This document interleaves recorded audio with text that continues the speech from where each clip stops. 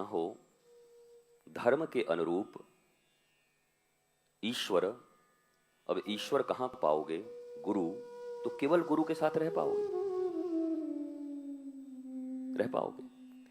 धर्मयुक्त पुरुष के साथ, धर्मयुक्त सज्जन पुरुष के साथ तुम्हारे रिश्ते होने चाहिए। जो धर्मयुक्त पुरुष हैं, जो धार्मिक रास्ते पर चल रहे हैं। धार्मिक रास्ते का अर्थ अभी भी मैं कहता हूं, आचरण जिनके ठीक हैं, आचार आचरण विचार मौज में हैं, उनके साथ तुम्हारा रिश्ता होगा, उनके साथ तुम्हारी दोस्ती होगी, रिश्तेदारी होगी। तो तुम ये समझ लो कृष्ण के साथ ही तुम्हारी रिश्तेदारी हो रही है। क्यों? भक्त बड़े भगवान से जानत जग सकल जहान, राम गए पुल बांध के कूद गए हनुमान। भक्त और भगवान में कभी भेद नहीं समझ। भक्ति भक्त भगवंत गुरु, चतुर नाम बपु एक, इनके पद बंधन किए, नासहि विघ्न अनेक। भक्ति भक्त भगवंत गुरु, चतुर नाम बपु एक। ये नाम अलग अलग हैं पर चारों एक हैं। अब इनमें से जिसके साथ तुम्हारा रिश्ता हो जाए। तो गुरुजी भगवान तो नहीं मिले, चिंता मत करो। हमको कोई बढ़िया गुरु भी नहीं मिले, चिंता मत करो। भक्ति बोला, भक्ति हमको समझे ही में नहीं आता, तो भक्त का संग तो जरूर मिल सकता है तुमको, क्योंकि इस दुनिया में भक्तों की कमी नहीं है। ये मत समझना कि कोई भक्त नहीं। जैसे ही वो समझ में आए कि कोई भक्त नहीं इस दुनिया में, समझ लेना पाप तुम्हारे भीतर में प्रवेश कर गया है। तुम्हारी दृष्टि इतनी मलिन हो गई कि कोई भी आदमी अच्छा तुमको नजर नहीं आता। आज के लाखों वर्ष पहले जब यही देवहूति माता ने अपने पुत्र भगवान कपिल से यह प्रश्न पूछा था कि मुझे तो कोई संत नजर आता नहीं, मैं किससे मिलूं, तो 5 वर्ष के पुत्र कपिल ने कहा था, तू बड़ी पापिनी है मैया, तेरी दृष्टि इतनी पापिनी हो गई कि तुझे इस भरे जगत में कोई संत नजर नहीं आता, तुझे कोई गुरु नजर नहीं आता, इतनी दृष्टि में कालीमा आ गई तेरी। आप देखोगे जिनकी दृष्टि जैसी होती है उनको चारों तरफ वैसे ही आदमी मिलते हैं। गजेड़ियों को कौन मिलेगा चारों तरफ? शराबियों को कौन मिलेगा? बोलो। कॉलेज के बाहर छेड़खानी करने वालों को कौन मिलेगा? उसी टाइप के लोग मिलेंगे। भ्रष्टाचारियों को कौन मिलेगा? भ्रष्टाचारी मिलेंगे। अनाचारियों को कौन मिलेगा? अनाचारी मिलेंगे। दुराचारियों को कौन मिलेगा? दुराचारी मिलेंगे। तो सत्संगियों को कौन मिलेगा? सत्संगी मिलेंगे। भक्तों को कौन मिलेगा? भक्त मिलेंगे। प्रेमियों को कौन मिलेगा? प्रेमी मिलेंगे। आदमी कहता है हमको तो एक भी प्रेमी नहीं दिखाई पड़ता। वास्तव में आप ही प्रेमी नहीं हो। पहले अपने ऊपर परिवर्तन लाओ, अपने भीतर में। तुम प्रेमी हो और तुम्हें प्रेमी न दिखे, हो नहीं सकता।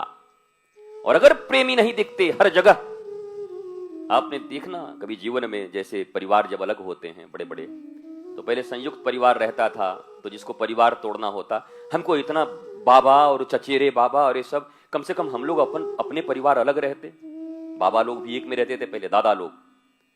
तो कोई अगर घर तोड़ने वाला आ जाए उसमें परिवार का, तो बोलेगा हम अपने दादाजी का सुन लेंगे, हम सबका सुनने के लिए नहीं आए हैं, हमसे नहीं होगा, सब हमारे पीछे पड़े।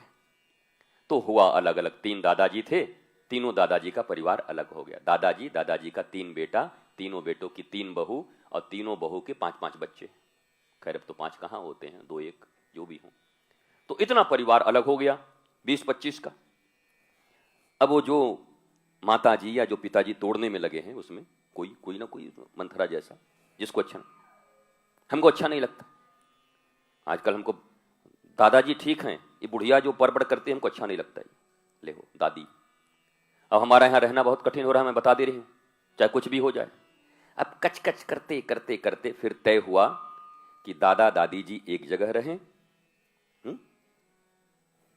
और परिवार फिर तीनों भाइयों का अलग अलग हो जाए। अब अलग अलग हो गए, फ्लैट अलग अलग हो गया। परंतु जो तोड़क है ना, ये ऐसे ही लोगों का तलाक होता है, समझना। वो पति के साथ भी नहीं रह सकते, या वो पति पत्नी के साथ भी नहीं रह सकता। जो इतने बड़े सामूहिक परिवार को तोड़ सकता है, वो तुम्हें भी बर्दाश्त नहीं करेगा एक दिन, अपने बच्चों को भी बर्दाश्त है, क्योंकि तोड़क वृत्ति उसके भीतर में है, मारक वृत्ति उसके भीतर में। मैंने कई लोगों को देखा है, आपसे तो बहुत प्रेम है गुरुजी, पर आश्रम में लोग बढ़िया व्यवहार नहीं करते इसलिए हम नहीं रहते। भैया अपना व्यवहार देख लो एक बार। अगर आश्रम में आपसे कोई अच्छा व्यवहार नहीं करता तो आप अपने व्यवहार का कभी आपने चिंतन किया, सोचा? परिवार में हमको बाबूजी से कोई दुख नहीं है, लेकिन बाकी लोगों का हम नहीं सहेंगे। मैं यकीन के साथ कहता हूं कि बाकी लोगों को आप निकाल दो, बाबूजी को भी सहने वाला नहीं है 4 दिन के बाद, क्योंकि उसकी वृत्ति ही ऐसी, वो रह नहीं सकता। और जो रह सकता है वो तो मौज में सबके बीच रह सकता है, सबके साथ रह सकता है, क्योंकि अपने हृदय के जैसा निर्मल निश्चल उसको सब कोई दिखाई पड़ता है, मान अपमान से ऊपर रहता है, अपने इस सांसारिक जीवन को, मानवीय जीवन को उत्कर्ष की ओर ले जाना चाहता है, आनंद की ओर ले जाना चाहता है, प्रतियोगिताओं में नहीं, लड़ाइयों में नहीं, झगड़ों में नहीं, मान अपमान में नहीं, किसी के पीछे आने जाने में नहीं, बल्कि जीवन उत्कर्षमय हो, आनंदमय हो, प्रसन्नता हो, चारों तरफ भयमुक्त वातावरण हो। और चारों तरफ भयमुक्त वातावरण कहां से होगा? जब तुम भयमुक्त होगे तब होगा। समाज भयमुक्त चाहिए। आप भयमुक्त हैं? हमको तो बड़ा डर लगता है कि कुछ हो न जाए हमारे साथ। अच्छा, आपको भयमुक्त चाहिए? शराबी को शराबी मिलता है, क्या बोले अभी? शराबी को। तो अगर भयमुक्त संसार चाहिए तो पहला निर्भय तुम्हें होना होगा, अभय तुम्हें होना होगा। जो अभय है, जो निर्भय है, उसको निर्भय समाज मिलता है। जो भयभीत है उसको भयभीत समाज मिलता है। महात्माओं को कभी भयभीत देखे हो? देखा है आपने कभी? औरंगजेब ने गुरु तेग बहादुर को कहा इस्लाम धर्म स्वीकार कर लो, और नहीं, गले काट देंगे। बोला काट दे, हम लेने वाले नहीं। निर्भय। गुरुद्वारा शीशगंज आज भी दिल्ली में है। निर्भीक मतिदास, निर्भीक, जीवन के प्रति भी निर्भीक, मृत्यु के प्रति भी निर्भीक, मान अपमान के प्रति भी निर्भीक। हम कैसे 2 कौड़ी के लोग हैं, छोटी छोटी बातों पर हमारा अपमान हो जाता है। छोटी छोटी बातों। हम गए थे, उसने हमको ऐसे देख लिया, उसकी ऐसी हिम्मत। हम गए थे, उसने हमें कह दिया तुम्हारा कपड़ा ठीक नहीं है। हमको मन कर हम डूब के पानी में मर जाए। हे भगवान, तुम कहां कहां मरोगे? ऐसे तो लोग तुमको दुनिया में हर जगह मिलेंगे, टोकने वाले, कहने वाले। किसने क्या कहा, क्या फर्क पड़ता है? मेरे और मेरे ठाकुर के बीच में क्या संबंध है? मेरी आत्मा से मेरा कितना संपर्क बढ़ा है? जितना भीतर की ओर गमन करोगे, अंदर की ओर गमन करोगे, बाहरी चीजों से प्रभाव जो पड़ता है वो कम होता जाएगा। अगर बाहरी चीजों का बहुत प्रभाव पड़ता है तो समझो तुम भी बाहर के ही हो गए हो, और धीरे धीरे तुम देखोगे अब कोई प्रभाव ज्यादा नहीं पड़ता, मस्ती अपनी बनी रहती है। समझ लेना, अपने आत्मा से परिचय होना प्रारंभ हो गया है। धर्म का यही अर्थ होता है, तुम अपने स्वरूप से परिचित हो जाओ। मैं कौन हूं? ईश्वर का पुत्र हूं। कौन हो तुम बताओ? किसके पुत्र हो? रामलाल, श्यामलाल, हरिलाल, अनिल, पलटूलाल, धपड़ूलाल के केवल पुत्र हो? परम पिता कौन है बोलो? पिता तो हमारे पिताजी हैं, फिर परम पिता है ना, बापों का बाप परम पिता, उससे ऊपर कोई नहीं। कौन है वो? तुम किसकी संतान? और उनका स्वरूप क्या है? सच्चिदानंद। अगर वो सच्चिदानंद हैं तो तुम दुखी कैसे हो गए? तुम्हारे भीतर इतने दुख अपमान कहां से आ गए? इसका मतलब तुमने उनको अपना मानना छोड़ दिया है। संसार के लोगों को ही अपना मान के रखे हुए हो। प्रति को अपना माने हो, सच्चे पति को अपना नहीं माने हो। डुप्लीकेट को अपना मान के चल रहे हो, छाया प्रति को मान के चल, फोटो स्टेट को अपना लिए हो, मूल प्रति गायब हो गई हो। मूल प्रति ठाकुर जी है, और ये ठाकुर जी का भाव जीवन में किसी संत, किसी ऋषि, किसी सदगुरु के द्वारा ही तुम्हें मिलेगा। इसलिए जीवन में सत्संग को महत्व देना शुरू करो। जैसे फ्लाइट में जाने के लिए 1 घंटे 1.5 घंटे पहले पहुंचना पड़ता है, नहीं पहुंचे तो गई बोर्डिंग, होर्डिंग, सब तुम्हारी, टिकट फिकट खत्म, नहीं पकड़ सकते। हाय हाय करते रहो, हमारे पिताजी बड़े बीमार हैं, जाने दीजिए। रोल इज रूल, नहीं जा सकते, आप नहीं आए समय से, नहीं जा सकते। कुछ भी रहो, कोई फर्क नहीं पड़ता।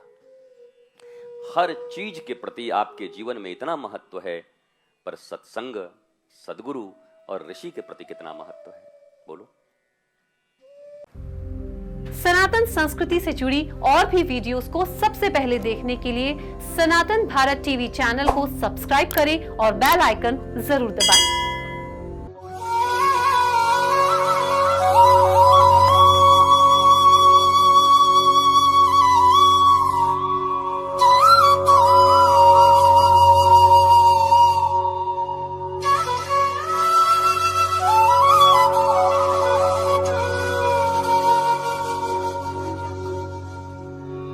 विरल आनंदम, आपका अपना चैनल।